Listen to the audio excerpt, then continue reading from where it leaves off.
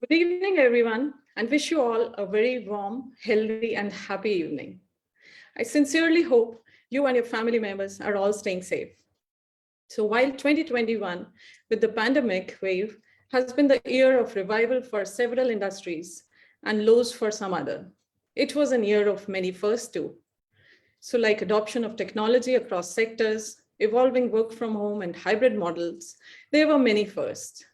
So while more and more companies transformed and their organizational strategies and goals to accommodate the new normal, the need for skilling and upskilling reached a new high.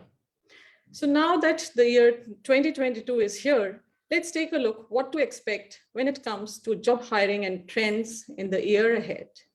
We have a great panel of senior HR leaders today discussing the hiring trends for 2022. I warmly welcome our first panelist, Ms. Richa Singh, who's the founder of Resume Alliance. Welcome, Richa. Aditi, thank you so much for inviting me over here. I'm really glad to be here. Hello, everyone. I am a certified professional resume writer, and I provide my services under the brand name Resume Alliance. I provide resume makeover services, resume writing, LinkedIn profile optimization, and related services. Once again, thank you so much, Aditi. Very warm welcome, Richa. Our next panelist is Ms. Shikha Gupta. She's an HR head. Rather, I would ask Shikha to introduce herself. Thank you, Aditi. It's good to be on this platform again. I remember the last discussion was amazing. I hope this one is going to be the same. So good evening, everyone. I head talent acquisition for Riverside Syndigo. It's a product organization, been in the industry for about 18 years, playing different roles in HR. The last few years has all been into hiring, IT hiring, leadership hiring, all sorts of hiring. And these are exciting times. We as HR professionals are going through a lot of challenges. And as the discussion goes along, I think we'll discuss some of those. Thank you, Aditi, for having me here. Very warm welcome, Shikha. Our next panelist is Ms. Tanushri Nair, another senior HR professional. Welcome, Tanushri. Thank you so much, Aditi. Good evening to everyone. Good to connect with you on this warm wintry evening. I'm Tanushri, as Aditi has already introduced me. I have 2 decades of HR experience, worked in multi-sectors, IT, ITES, telecom, publication. Looking forward to this mind-blowing discussion today. And I'm sure that each one of you will be able to carry some good takeaways and understand the hiring pattern much better. Thank you so much, and glad to have Richa and Shikha in the panel once again. Absolutely. Welcome, Tanushri. So here is the rocking panel, all the senior leaders from HR. I welcome you all very warmly. And let's look forward to the session. Great. So as the topic itself says, we are talking about a very, very pertinent topic about hiring trends in 2022. And I would say almost everybody is keen, curious to understand how the market is going. So let's first discuss at a very broad level the employment trends. What are the major shifts that have taken place and what would it mean for the job seekers? So you want to take first, Richa? Yeah, sure, Aditi. So we have noticed that in last 2 years, flexibility is a key factor, which is seen in all the industries without any discrimination. People are looking for flexible work hours, and they are looking for flexibility to work from remotely, like from their home or wherever they are. And apart from that, we have seen an upsurge in freelancing startups as well. Even the bigger companies are outsourcing their work to freelancers instead of keeping employees for full time on their payroll. And apart from that, one interesting trend is there. People are going for side hustles. They don't want to depend on single source of income. So these are my points, my insights. I agree. That's a very relevant point. How about you, Shikha?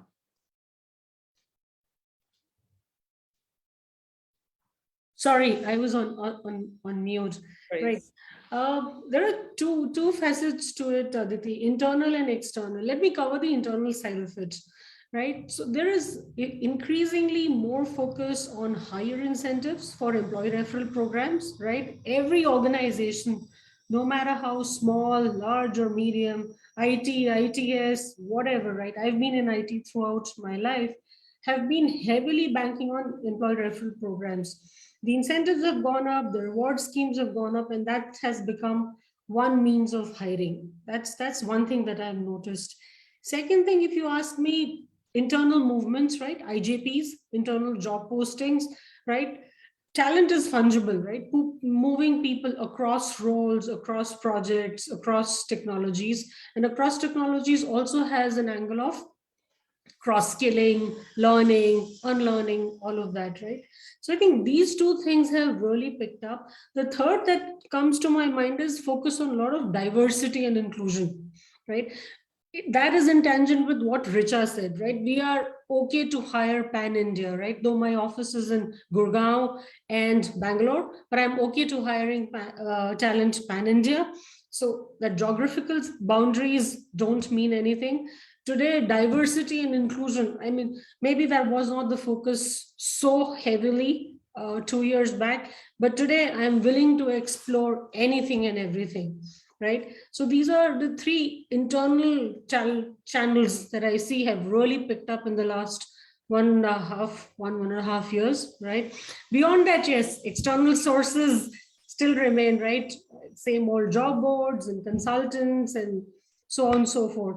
But these three things have really picked up in the last couple of years. Yeah. Very rightly said. The biggest advantage that I see is the employers are now open to hire cross borders. It doesn't matter anymore where you are sitting. In fact, the best thing I've seen, many employed people have moved back to their hometowns, and person sitting in a very far remote area and working for clients in the US is some amazing trend, I must say. So that's one good thing. So Tanushri, what are your thoughts on that? Absolutely. I think two major employment shift that we can actually very clearly see. One, of course, is, shaping the talent management around skills and not jobs. Very, very, obvious thing coming out. The recruitment, which is not, recruitment now is focused on skills and not just on the job roles. Now, when I say skills, what does it mean? Like for an organization, if they see themselves at a XYZ level, a year or 5 years, or maybe 10 years down the line, the skills that they need to hire, not just the jobs, the skills that they would need to hire to achieve that XYZ outcome is what is being largely focused on. So gone are those days, when we used to do those KPIs and JDs on role base. Now it is pure skill. It's skill which is in demand, irrespective of the level, irrespective of the experience that you have. If the skill set is there, then you are absolutely the employable, a person for the organization. So that's one. Second, of course, Shikha has touched on that point, and of course, Aditi, you did as well.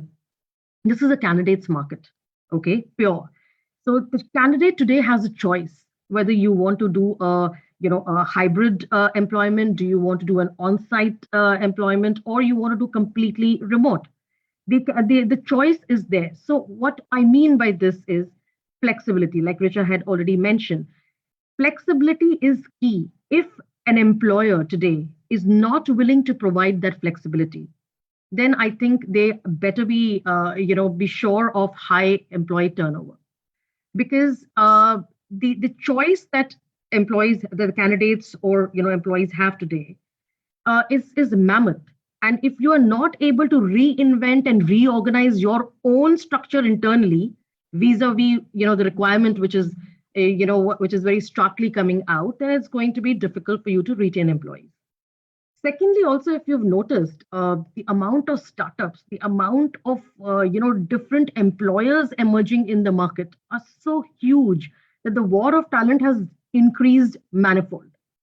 So, if you want to retain your employees, you better have a proper, employee value proposition for them, which of course, borders and works on flexibility. Otherwise, you will see a turnover for sure. So yeah, two important points. One, of course, is skill set hiring, and of course, second is candidates market flexibility, choice. I agree. Yeah. So, yeah, as you very rightly said, the market has definitely moved, from a role-based market to a skill-based market. So while you raise this very pertinent topic, would you also want to highlight what are the key skills that are in demand? Because that's the very next obvious question. I think I'm going to split it into IT and non-IT, because today the IT market is extremely disrupted, Aditi, if you really ask me. And among the skills which are meant for future growth, digital literacy is in. And if frankly speaking, the exact skills that I would really say in IT are at most demand today are data analytics, data scientists, um, cloud computing, and of course, full stack developers and uh, ML, which is of course bordering around AI, are the most in demand, if you really ask me. Because cybersecurity, yes, because everybody is moving to cloud and cybersecurity is in high demand. So I think those would be the IT skill sets which I would say are really, really influencing, the hiring today. In the non-IT part, I would say project management, because high demand for people who can manage projects. Yes. Business analysis. In fact, in HR, I would say that even talent acquisition specialists are in high demand today, because it's not just about sourcing the right talent anymore.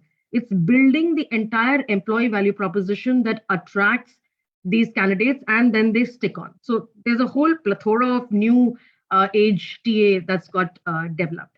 And maybe in finance, I would say it will be financial modeling, which is really emerging as one of the high skill demands.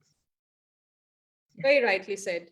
So in continuation, Shikha, would you want to add, because you also work on IT hiring a lot. So what would be your thoughts on that? Actually, pretty much what Tanushri has covered everything. And in the last, 2-3 years, that's what I have been also hiring predominantly, right?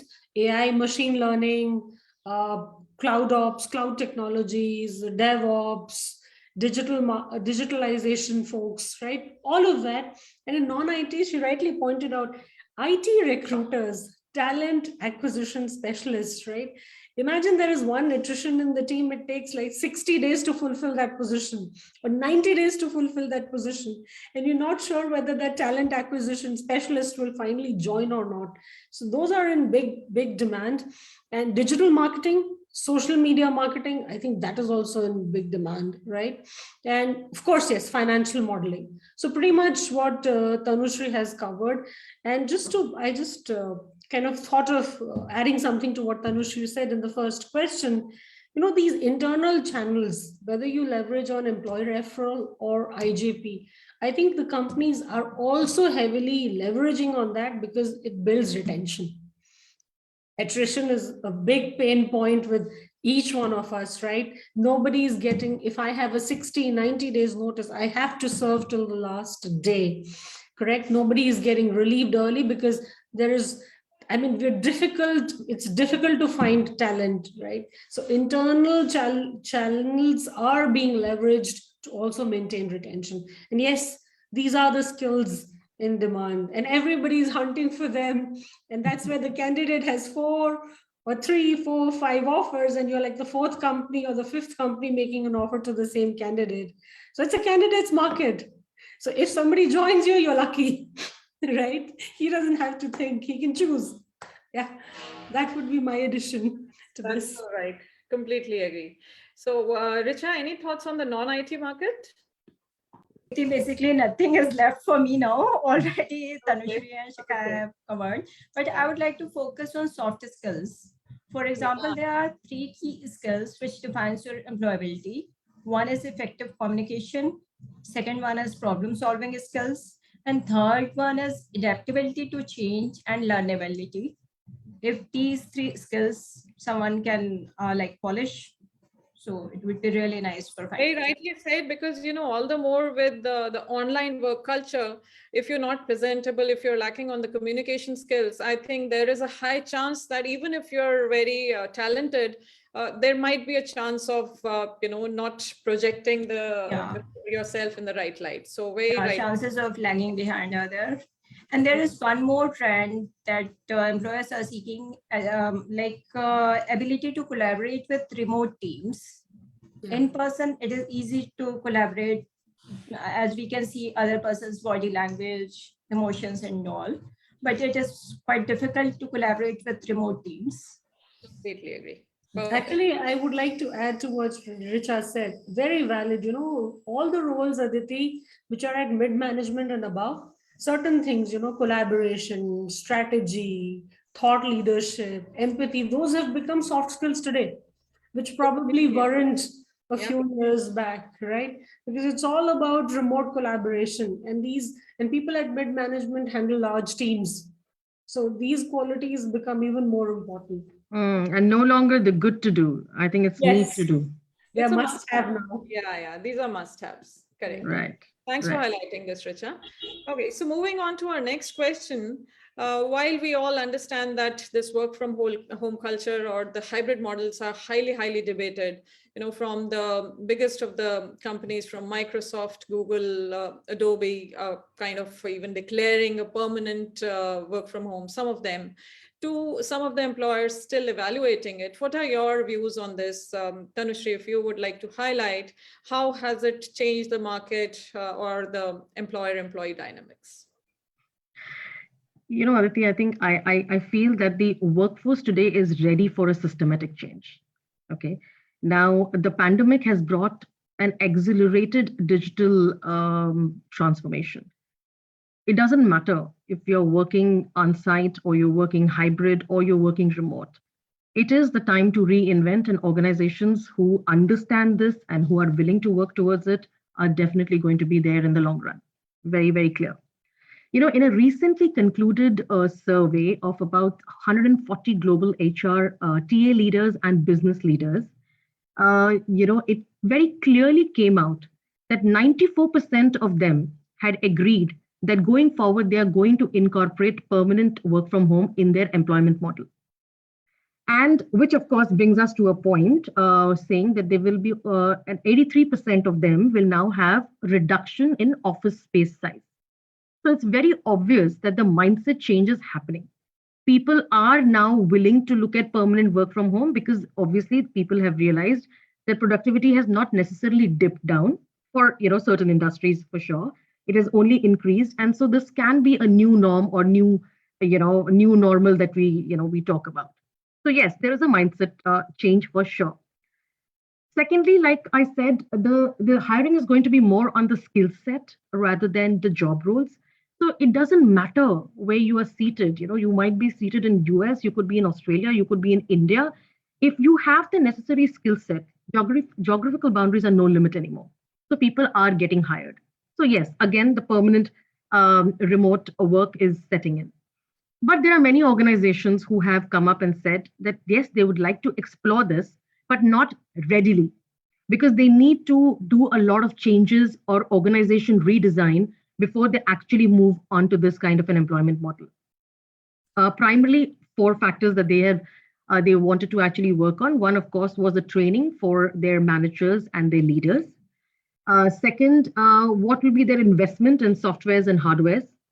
And a third point was wherein they wanted to develop new developmental programs, because it's very obvious that learning is key. In today's world, in today's organization, learning again is not a need to do thing. It's actually a must to do thing, because upskilling, reskilling, reinvention is something that is continuously being spoken about. And statistics, I just noted down a few. Statistics actually said that permanent changes to so if there are organizations who are moving towards permanent work from home, who are moving towards that, they are doing an internal inbuilt focus on their current talent force, which is upskilling, reskilling, promotions. So thus, if we actually look at such things going forward, the job market is only going to shrink, because if employers today are able to focus on their current skill set, evolve them, then employees will not be looking out. They will rather stay in their organization, where they see more value. And of course, that's going to again, reduce the disruption in the market that we are faced in today. So yes, there are organizations who are very much looking at permanent work from home, very, very open to this, and mindset change is definitely happening.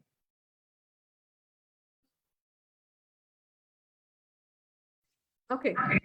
Yeah, very, very pertinent points, Tanushri. Well said. While I have a small point here, while you said that, it might mean a lot of a long-term relationship between the employer and employee, but somewhere, though there are pluses of work from home, but there are some cons as well.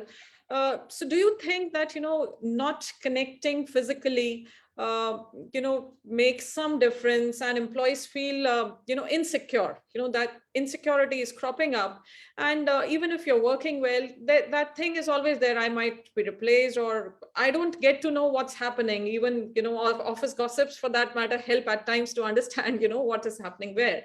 So do you think mental anxiety, mental wellness to anxiety, these things play a role here, and it will have an impact on the overall dynamics? Richa, would you want to take this one? Yeah, Tanushri, in this condition, role of leaders and managers have changed completely. They are expected to build trust, which is based on authenticity, empathy, and approachability. Apart from that, they are even open, they are expected to be open for informal conversation as well. And on the other side, people should understand that it is important for them to put themselves first. Their emotional, physical, and mental health is more important.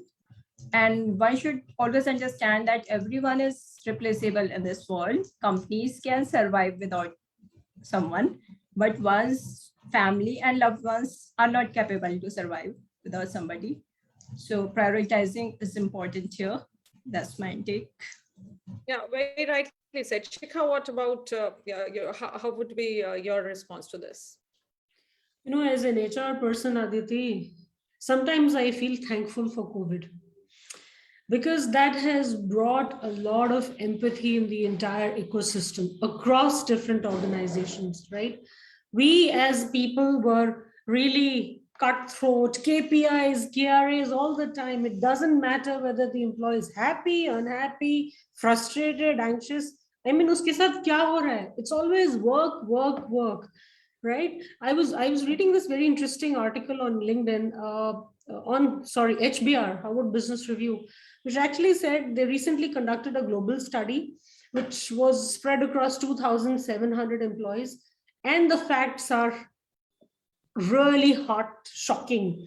75% of the employees felt isolated, is what I remember. I'm giving you approximate figures. 75% isolation, 67% stressed, 53%, 57% anxious, and I think 53% social exhaustion.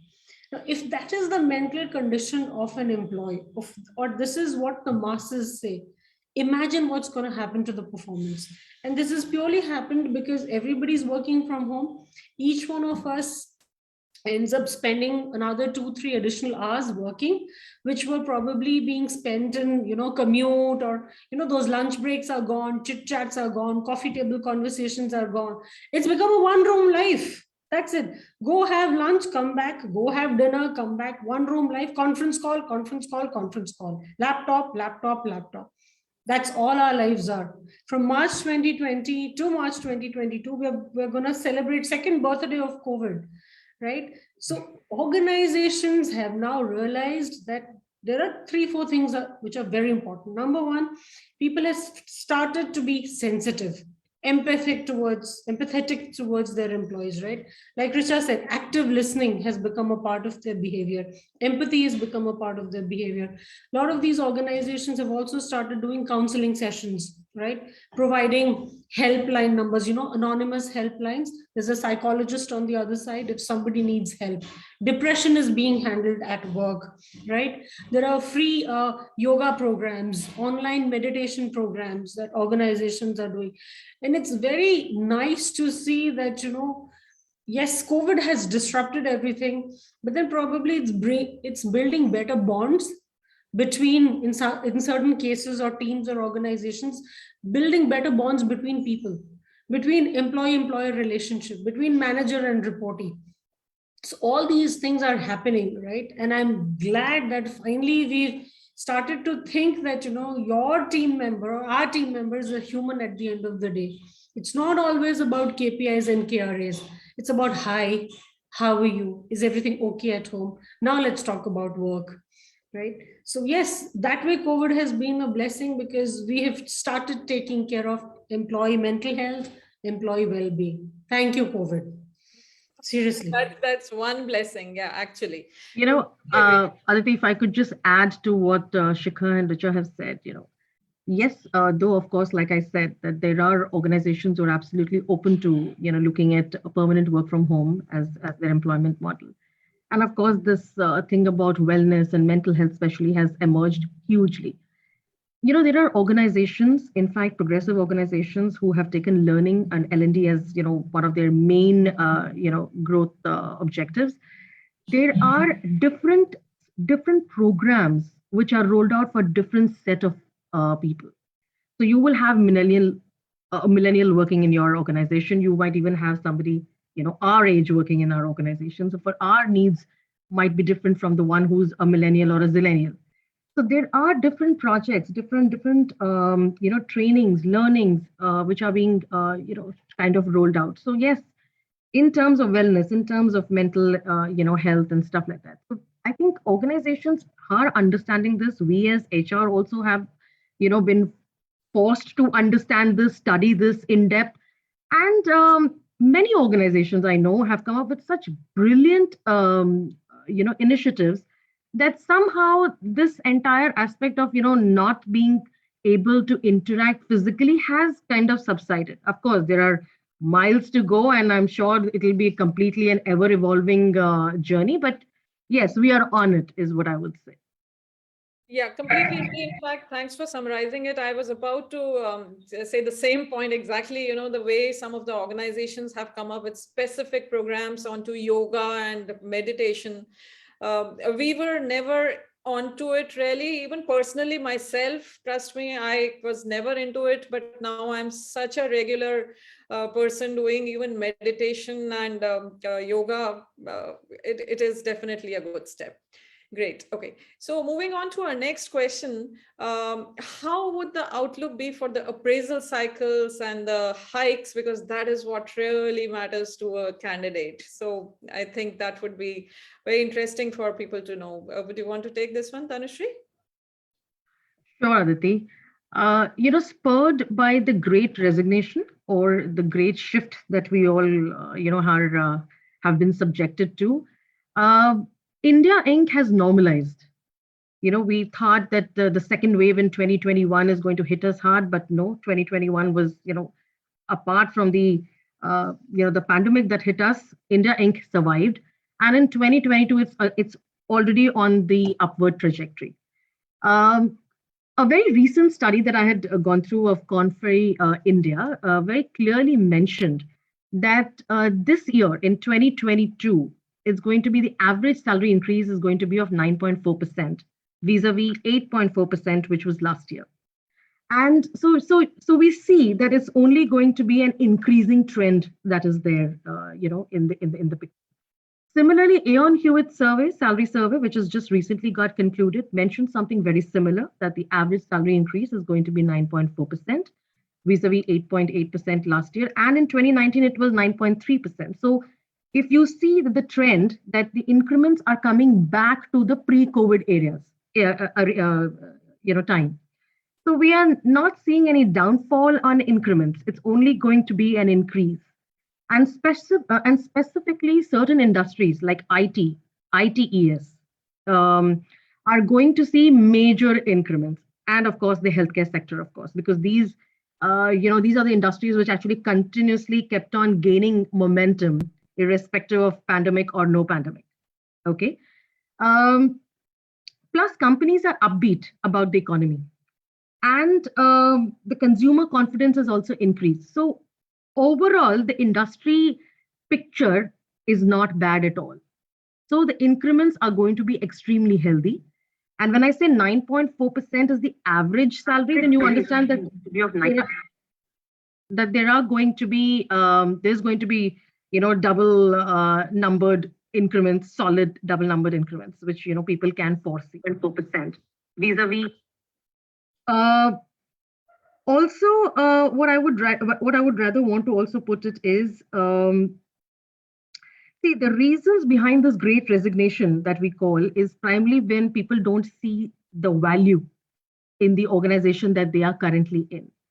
So if there are organizations who value flexibility over rigidity, or work-life integration, or burnout vis-a-vis the the perks that they are able to provide to their candidates or to their employees, you will see that the turnover is going to be way low.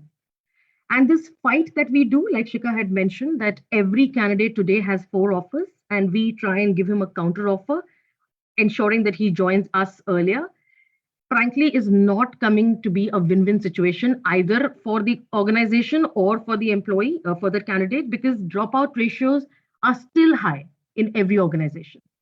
So the only thing that here I would like to say is that organizations need to rethink their strategy. Instead of giving some 60%, 70% hike and getting a talent from outside, which is fine for certain niche roles if you don't have it internally. Otherwise, look at people internally. Don't think of, oh my God, I've given them a 20% increment, which is like way high. I think you have to first finalize what are your niche roles. Give them those special increments, which is fine, because that's the demand of the market.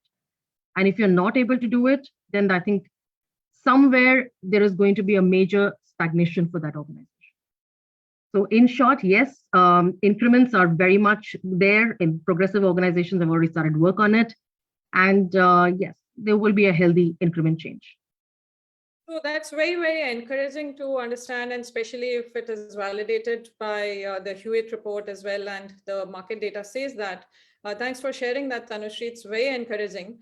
But on the other hand, like every coin has 2 sides. There are a lot of people who have lost jobs due to maybe, role cutting or role redundancy to, cost cutting measures.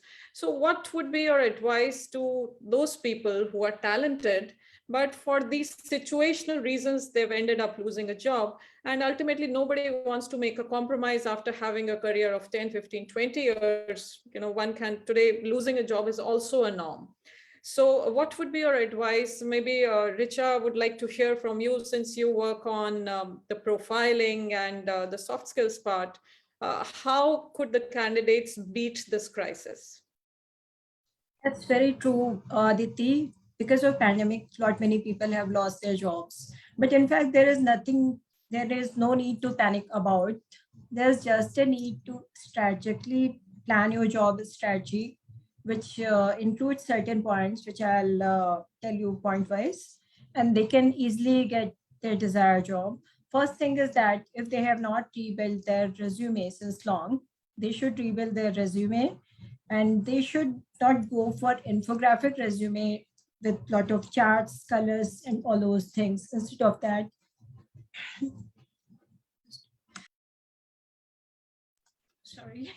I'm sorry. It's So okay. it's always better to go for short, trust, and focused resume. And one should opt for PDF version, not for MS Doc, which is because PDF is easily readable by ATS. And apart from that, they should not waste their time. A candidate should not waste their idle time. They should utilize it for upskilling, boosting their skills. And third point should be networking. They should always prioritize networking.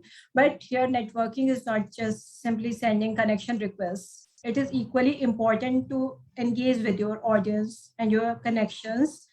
Along with networking, one should be able to identify their career goals, and based on their goals, they should apply for relevant jobs. It's not like just like that, easy jobs, easy application apply, because even I am receiving like irrelevant application At present, I am hiring for biotech and pharma grads, but I am receiving application from MTech, BTech, BBA, PSc, MSc, everyone, which is not important at all.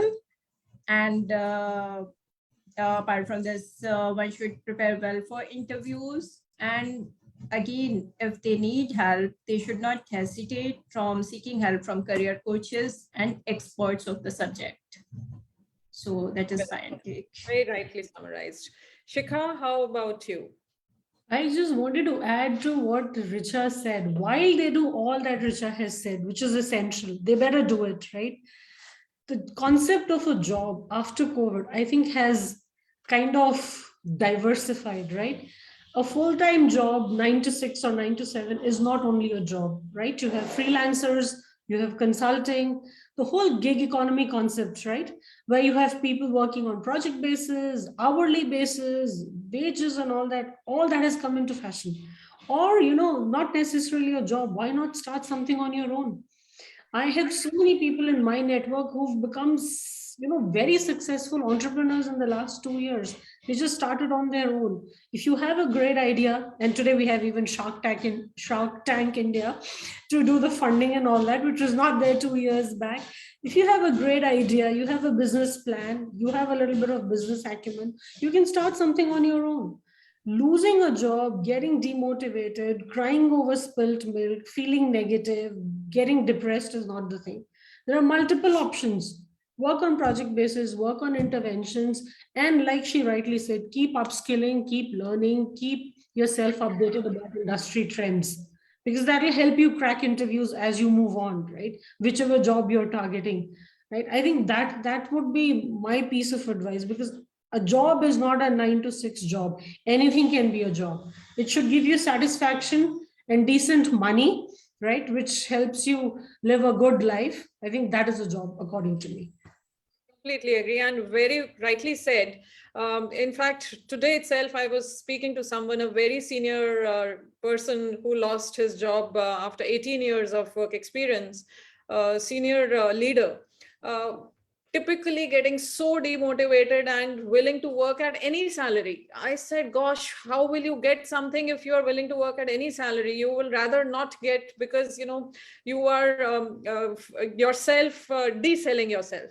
So one should not get into that mode. To summarize this whole thing, get into short-term projects or upskill yourself. That definitely would be one of the best way to keep growing. So I think that is very well summarized. It was a very wonderful discussion. So we've covered all the points beautifully, from skill upgrade to the trends to the appraisals. Before we sign off, anything else, our leaders, if you want to share? Otherwise, we'll take a sign off. Aditi, just to the last question, adding to what Richa and Shikha said, I think two things that I'd like to tell, people. A, don't let your confidence go away, because you know best. Yeah. Your knowledge and experience is not going anywhere. It's going to stay with you. And secondly, today, as HR or even as progressive business leaders, people are not bothered if there is a gap in your CV. Let me be very frank. Gone are the days, when we even ask the question that, you have a gap and, why? Nobody is even asking that. If you have the skill set and the confidence and the knowledge for that particular role, fair enough, you are extremely employable. So I guess, just my 2 bits I wanted to add. Completely bang on. And I must say to all our viewers, if you're watching this, please feel confident. Please feel free to connect to any of our panelists. We'll be more than happy to assist you, guide you in whatever way we can. Please feel free to write to us at thehertribe@gmail.com, and you can connect with any of the panelists. So thank you all for joining us for this session. Thanks for your time, and look forward to catching up again. Thanks, everyone. Thank you so much, Aditi. Thank you. Thank you so much, Aditi, for a wonderful discussion and a great evening. Thanks again. Thanks for coming.